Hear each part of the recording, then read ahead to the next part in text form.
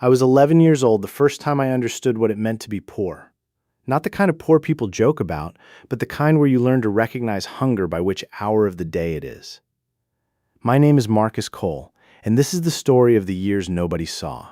The years before anyone knew my name, when survival was the only skill I had. We lived in a 2-bedroom apartment above a laundromat in a town where the factories had closed one by one, taking every decent job with them. My father left when I was 7, and my mother worked 2 jobs just to keep the lights on, a diner shift in the morning, cleaning offices at night. I barely saw her awake. I remember waking up some mornings to find her asleep at the kitchen table, still in her uniform, because she'd been too exhausted to make it to bed. I had one older brother, Andre, 3 years ahead of me in school. We shared everything, not because we wanted to, but because there was nothing else to do.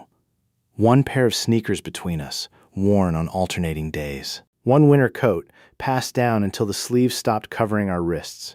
I remember the exact texture of those shoes. The left one had a hole starting at the toe that we stuffed with cardboard every single morning before school, hoping it would hold through recess. Kids at school noticed. Kids always notice. There was a boy named Tyler who used to point out my shoes every single day, loud enough for the whole hallway to hear.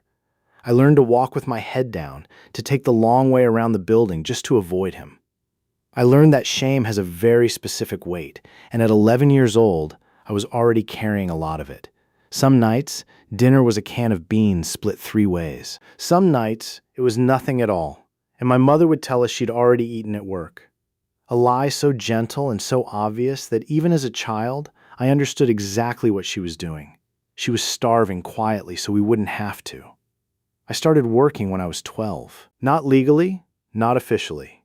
Just helping Mr. Reyes at the corner store stock shelves after school for $5 and whatever he could spare from the register at the end of the day. I never told my mother how much I actually made. I'd hand her half and keep the rest hidden in an old sock in the back of my closet, saving it for something I couldn't even name yet.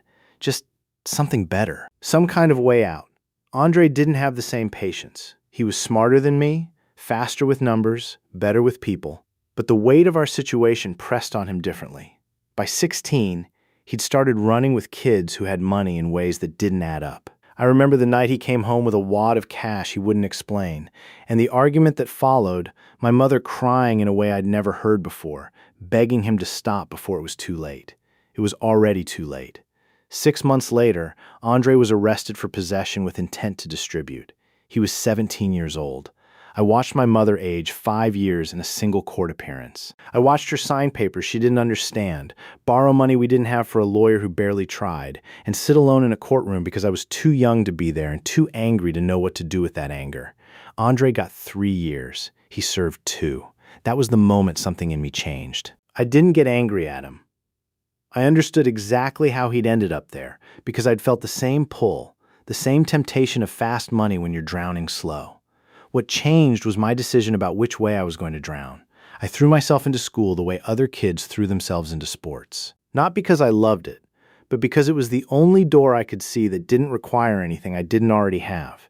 Teachers started noticing the kid who stayed after class asking questions, who did homework by streetlight because our apartment's electricity got shut off more than once. Mrs. Patterson, my sophomore English teacher, was the first adult outside my family who ever told me I was going somewhere.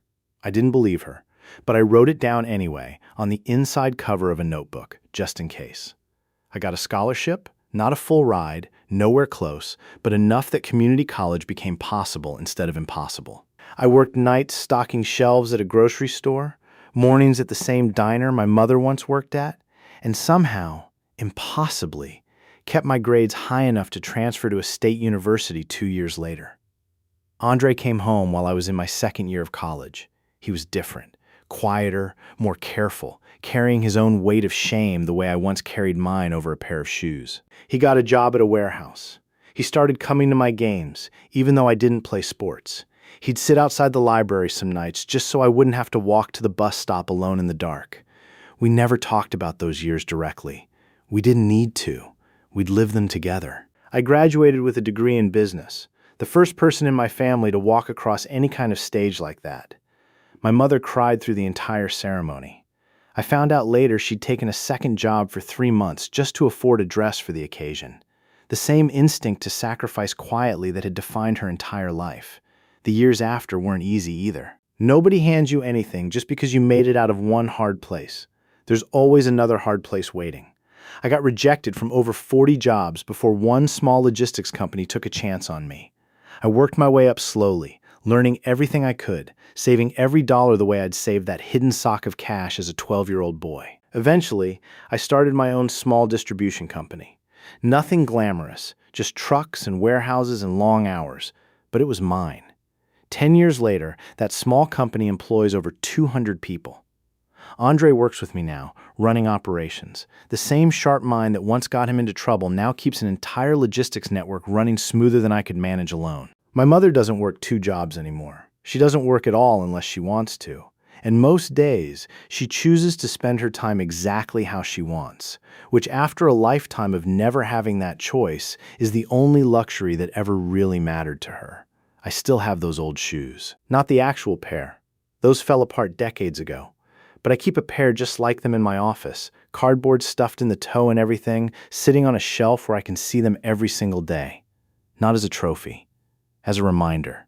People ask me sometimes what the secret was, like there's some formula for turning nothing into something. There isn't. There was just a woman who starved quietly so her sons could eat, a brother who took a wrong turn and found his way back, and a boy who learned that shame doesn't have to be the end of the story.